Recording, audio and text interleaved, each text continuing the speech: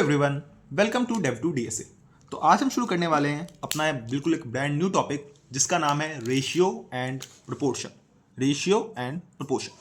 अब ये टॉपिक शुरू करने से पहले हम कुछ टर्म्स देख लेते हैं। पहला टर्म आ जाता है रेशियो। रेशियो क्या होता है? रेशियो होता है comparison of two quantities. Comparison of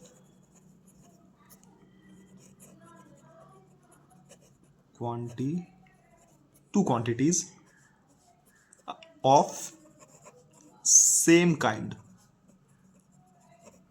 दो क्वांटिटी जो कि एक ही तरह के हो उनके बीच पे जब हम कंपेयर करते हैं वो होता है रेशियो। अब हम रेशियो लिखते कैसे हैं? किसी भी दो नंबर को जब हम कंपेयर करेंगे तो उसका रेशियो हम लिखेंगे A:B की फॉर्म में, A:B। इसको हम A:B बोलते हैं। इस फॉर्म में हम लिखते हैं रेशियो को। इसको हम A/B ऐसे भी रिप्रेजेंट कर सकते हैं। ये दोनों सेम है, ठीक है। अब इसमें कुछ और चीज़ें देख लेते हैं। इसमें A क्या होता है? A हो जाता है हमारा इसमें, मतलब A एज इन जो पहली वैल्यू होती है रेशियो की, उसको हम कहते हैं एंटीसीडेंट। एंटीसीडेंट। और जो दूसरी वैल्यू होती है उसको हम कहते हैं कॉन्सिक्वेंट। कॉन्सिक्वेंट, ठीक है। और कुछ टर्म्स हैं इससे रिलेटेड, वो भी हम देखेंगे। सबसे पहला टर्म आ गया कंपाउंडेड रेशियो। तो कंपाउंडेड रेशियो क्या होता है?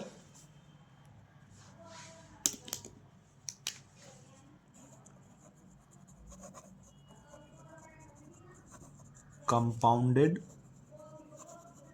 रेशियो। कंपाउंडेड रेशियो होता है जैसे कि आपको बहुत सारे रेशियोज दिए हों और हमेशा कंपाउंडेड रेशियो एक से ज़्यादा रेशियोज का निकलता है। तो आपके पास बहुत सारे रेशियो दिए हैं, A:B, B:C:D और E:F, ठीक है। अब ये तीन रेशियो दिए हैं, हमको इनका कंपाउंडेड रेशियो निकालना है तो हमको क्या करना पड़ेगा? A:C:E:B:D:F, ठीक है। नॉर्मल है, समझ में आ गया। सबकी पहले टर्म को मल्टीप्लाई करना है और इस सबकी दूसरी टर्म को मल्टीप्लाई करना है, ठीक है। नेक्स्ट टर्म हम देखते हैं। नेक्स्ट टर्म है हमारे पास डुप्लीकेट। डुप्लीकेट और सब डुप्लीकेट।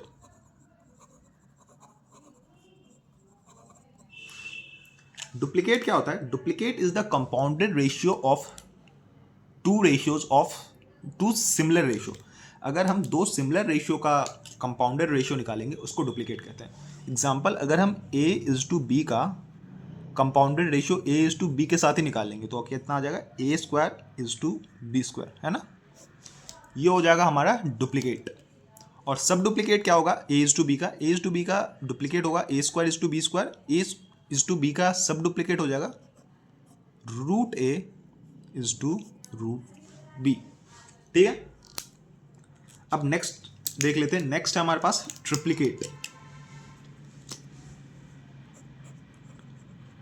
ट्रिप्लीकेट और उसी तरह सब ट्रिप्लीकेट। ये दोनों क्या होते हैं? अगेन सिमिलर है। A:B का अगर हमको ट्रिप्लीकेट निकालना है तो क्यूब कर दो। A:B का ट्रिप्लीकेट तो क्या हो जाएगा? A⁴:B⁴। और इनका सब ट्रिप्लीकेट क्या हो जाएगा? इनका क्यूब रूट कर दो। √A:√B, ठीक है। अब कुछ और हम प्रॉपर्टीज देख लेते हैं रेशियो की। तो रेशियो का एक प्रॉपर्टी जो कि काफ़ी इंपॉर्टेंट होता है वो ये है कि रेशियो, किसी भी रेशियो को आप किसी से भी मल्टीप्लाई कर सकते हैं, किसी भी सिमिलर नंबर से मल्टीप्लाई कर सकते हैं। एग्जाम्पल देखते हैं। जैसे हमारे पास एक रेशियो आया 4/5, ठीक है। ये एक रेशियो है हमारे पास। अगर हमारा क्वेश्चन के कन्वीनियंस या फिर किसी भी तरह से अगर हम दोनों को A से मल्टीप्लाई कर दें तो 4:5 वो सेम होगा 4A:5A के, ठीक है। ये रेशियो की प्रॉपर्टी होती है। किसी भी नंबर से हम रेशियो को मल्टीप्लाई करेंगे तो वो दोनों सेम है, ठीक है।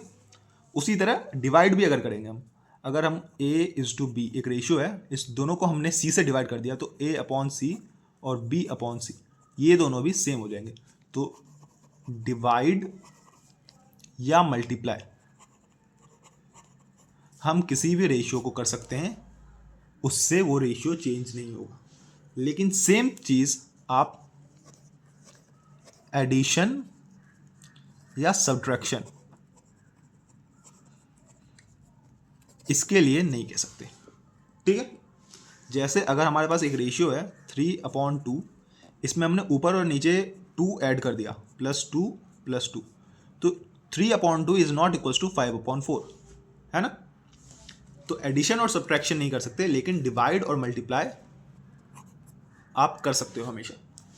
ठीक है, अब एक और वो है कि अगर आपके पास ऐसा कुछ दिया हो कि A/B और कहीं दिया हो B/C और आपसे बोले कि A/C क्या होगा। ठीक है, तो ये कैसे निकालते हैं, एक एग्जांपल से देख लेते हैं। अगर हमारे पास A/B की वैल्यू है 2:3 और B/C की वैल्यू है 4:7। ठीक है, अब हमको निकालना है A/C। तो इसके लिए हम क्या करेंगे, इसके लिए हम इन दोनों का B की जो वैल्यू है, ये दोनों कंपेरेबल है ना, इनका एलसीएम ले लेंगे। इनका एलसीएम कितना आ जाएगा, इनका एलसीएम आ जाएगा 4 और 3 का एलसीएम होगा 12। ओके, तो अब हम इसको 4 से मल्टीप्लाई कर देंगे और इसको 3 से मल्टीप्लाई कर देंगे, क्योंकि हमने क्या सीखा था। पहला क्वेश्चन है ये, पहला क्वेश्चन क्या कहता है, A/B है 3:4 और B/C है 2:5। सिंपली हमको A/B/C निकालना है। ठीक है, मैंने बताया था आपको कैसे करना है। 4 और 2 ये दोनों ही B की वैल्यू है, तो ये दोनों ही कंपेरेबल है। तो अगर हम 4 और 2 को वो कर दें, सेम कर दें, तो ये हम इसको कंपेयर कर सकते हैं। तो 4 और 2 को सेम करने के लिए क्या करना होगा, हमको बस इसको 2 से मल्टीप्लाई कर देना। तो B/C हो गया 4/10। ठीक, और ये तो 4 है ही, तो A/B/C क्या हो गया, इक्वल्स टू 3:4:10।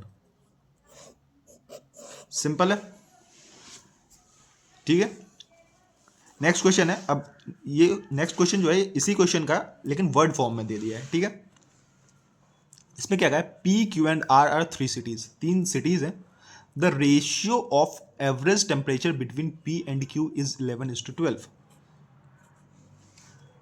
P और Q के बीच में जो एवरेज टेम्परेचर है, सिटीज जो हैं P और Q, इनके बीच में जो एवरेज टेम्परेचर है उनका रेशियो है 11:12।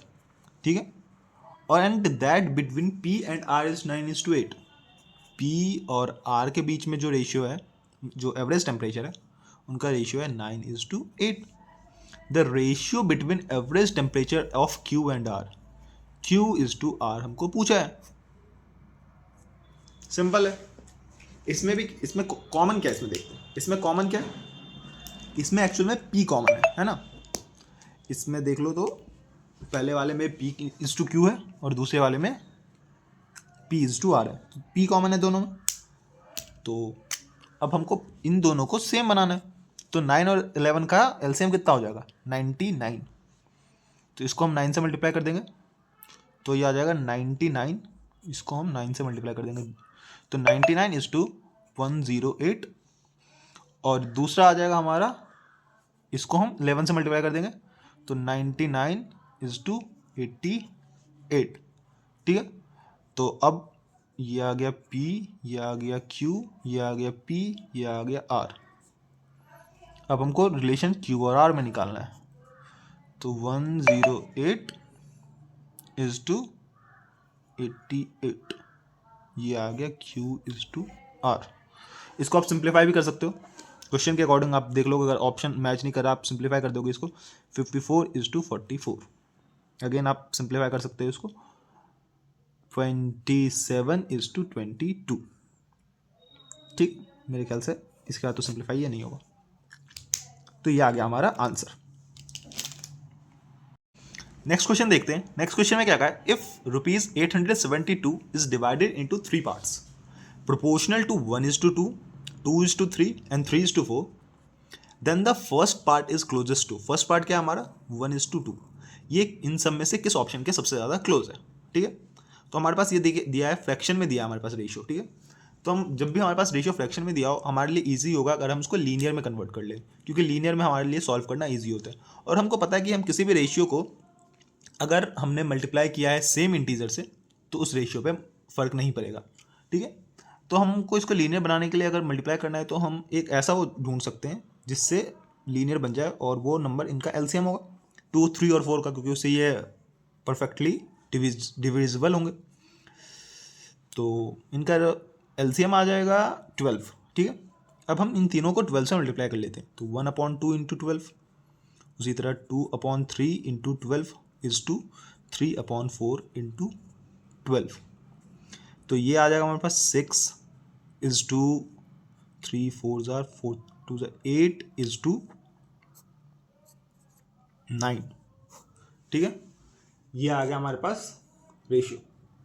तो इस रेशियो में हमको 872 को हमने डिवाइड किया है, तो हमसे पूछा है कि 6 वाला जो पार्ट है वो है कितना। अब ये निकालने के लिए हम करते क्या है, ये निकालने के लिए हमारे पास एक छोटा सा फॉर्मूला होता है जिसमें हमारा जो पार्ट है अपॉन टोटल रेशियो, मैं यहाँ पे लिख देता हूँ, ये जो पार्ट है upon sum of parts into जो यहाँ पे होल होता है, ओके। 6 अपॉन इनके सम, तो 15 8 23 और इसको इनटू 872, ठीक है। अब हम इसको सॉल्व करते हैं। इसको जब हम सॉल्व करेंगे तो आंसर आएगा 227.46। आप ये सॉल्व करके देख लेना, ये आ जाएगा हमारे पास आंसर। और ये किसके सबसे ज़्यादा क्लोजेस्ट है, 227 के सबसे ज़्यादा क्लोजेस्ट है। ऑप्शन डी आ जाएगा हमारे पास करेक्ट ऑप्शन, ठीक है। नेक्स्ट क्वेश्चन देखते हैं। नेक्स्ट क्वेश्चन में क्या बोला है, if 3a equals to 6b equals to 9c, अगर 3a 6b और 9c इक्वल है तो what is a is to b is to c, ठीक है। सिंपल क्वेश्चन है, 3a equals to 6b equals to 9c और a is to b is to c दिया हुआ। तो इस क्वेश्चन को करने के लिए हम मेथड बहुत सारे यूज़ कर सकते हैं, लेकिन सबसे सिंपल मेथड क्या होगा, अगर हम इसको किसी के इक्वल मान लें, एज्यूम कर लें। और एज्यूम अगेन किसके इक्वल करना है, ऐसे के जिससे ये तीनों नंबर डिविजिबल हो। तो ये तीनों नंबर डिविजिबल होंगे 18 से, है ना। तो हम इसको 18 के इक्वल मान लेते हैं पहले। तो अगर हमने इसको 18 के इक्वल मान लिया तो 3a इक्वल्स टू 18 हो गया, तो a क्या हो गया, a हो गया 3। उसी तरह 6b इक्वल्स टू 18 है, तो b क्या हो गया, b हो गया 3। और 9c यहाँ पे 6 होगा, 9c इक्वल्स टू 18 है तो c हो गया 2। तो a हो गया 6, b हो गया 3 और c हो गया 2। हमको a is to b is to c क्या निकालना है, a is to b is to c निकालना है। तो ये क्या हो जाएगा, a is to b is to c हो जाएगा 6 is to 3 is to 2। Simple, option number B आ जाएगा करेक्ट ऑप्शन। आपको समझ में आ गया। ऐसे क्वेश्चन में सबसे आसान तरीका है कि अगर आप इसको किसी एक नंबर के इक्वल मान लो, एज्यूम कर लो, वो भी ऐसे नंबर के इक्वल एज्यूम करना है जो कि इन तीनों से डिविजिबल होगा, ठीक है। तो आ गया हमारे पास आंसर। नेक्स्ट क्वेश्चन देखते हैं फिर। नेक्स्ट क्वेश्चन देखते हैं। नेक्स्ट क्वेश्चन में क्या है, Rizwan has a box, Rizwan के पास एक बॉक्स है, in which he kept red and blue balls, जिसमें कुछ रेड और कुछ ब्लू बॉल्स हैं। The red ball and the blue ball were in ratio 5:4। Red ball और ब्लू बॉल का जो रेशियो था वो इनिशियली था 5:4। After he lost 5 red balls, इसने 5 ball red ball he lost. ठीक है, द रेशियो बिकम 10:9। उसके बाद रेशियो क्या हो गया, 10:9। How many balls does he have now. अब उसके पास कितने बॉल्स हैं। तो ऐसे क्वेश्चन को करने से पहले हम एज्यूम कर लेते हैं, हम इसको किसी नंबर से मल्टीप्लाई कर सकते हैं। हमने आपको बताया था किसी भी रेशियो को किसी भी नंबर से मल्टीप्लाई कर सकते हैं, रेशियो में कोई चेंज नहीं आता। तो हम इसको दोनों तरफ से x से मल्टीप्लाई कर लेते हैं कि मान लिया उसके पास पहले 5x रेड बॉल्स थी और 4x ब्लू बॉल्स थी। ठीक है, हमने एज्यूम कर लिया कि क्योंकि 5:4 में है तो ये भी 5:4 में है, तो पहले 5x रेड बॉल्स थी और 4x ब्लू बॉल्स थी।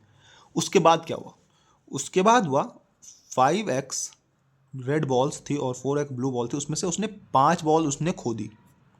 ठीक है, माइनस कर दिया। उसके बाद रेशियो क्या बन गया, रेशियो बन गया 10:9। ये इक्वेशन समझ में आ गई। पहले में से 5 खो दी तो अब रेशियो बन गया 10:9। अब सिंपली इसको x के लिए सॉल्व कर लेते हैं तो आ जाएगा 45x - 45 = 40x। तो 5x = 45 और x हमारा आ गया 9।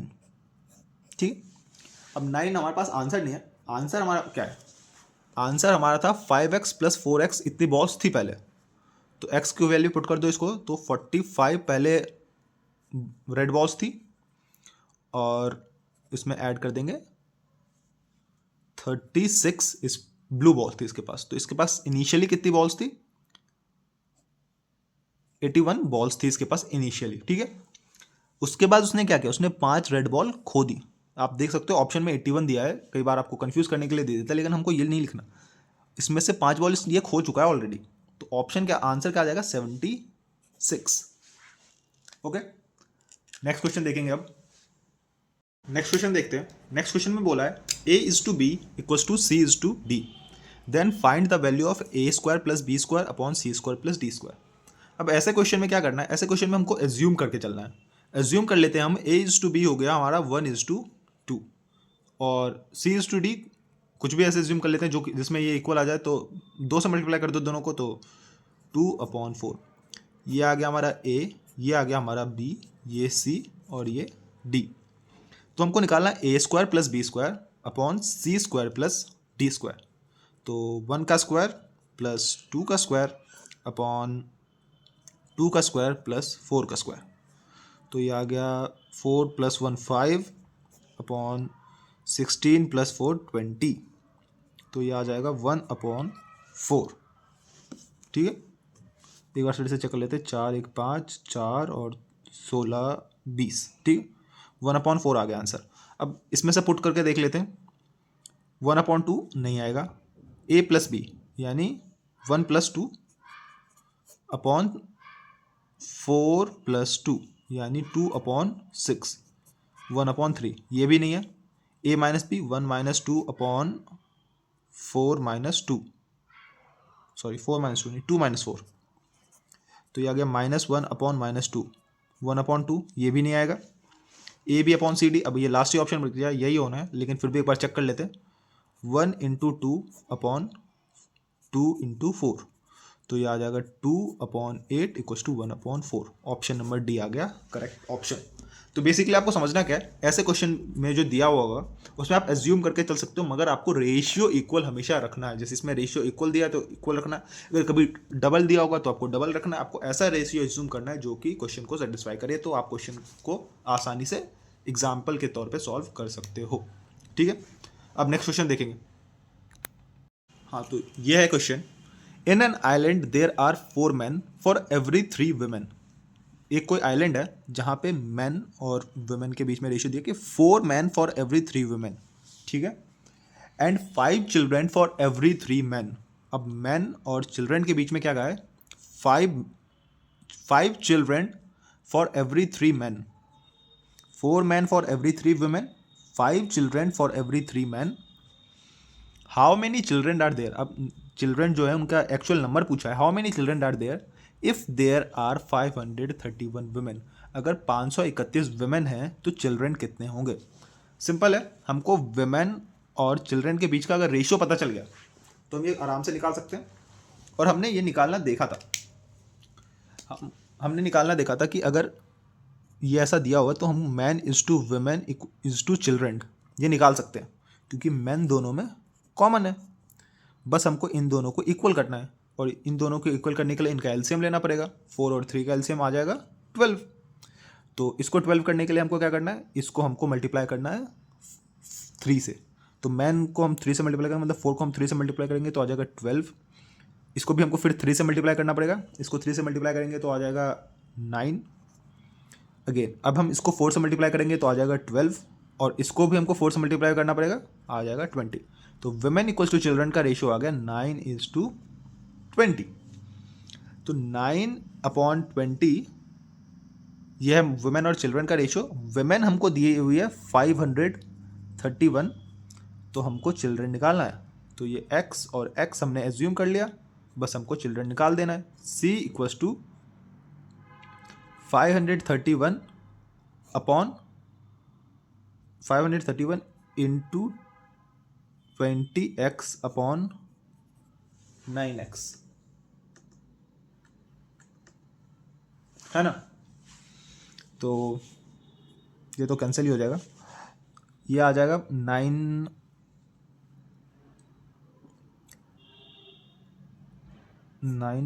5 ज़ा 45 एंड 8 1 9 59 इंटू 2 9 दूनी 18 5 10 1 11 1180।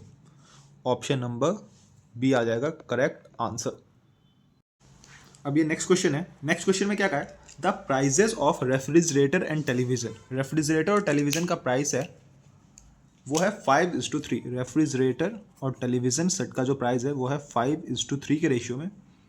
If refrigerator cost 5500 more than the television, अगर रेफ्रिजरेटर जो है ये इसका कॉस्ट टेलीविज़न से 5500 ज़्यादा है, then the price of the refrigerator is, हमको रेफ्रिजरेटर की प्राइस पूछिए।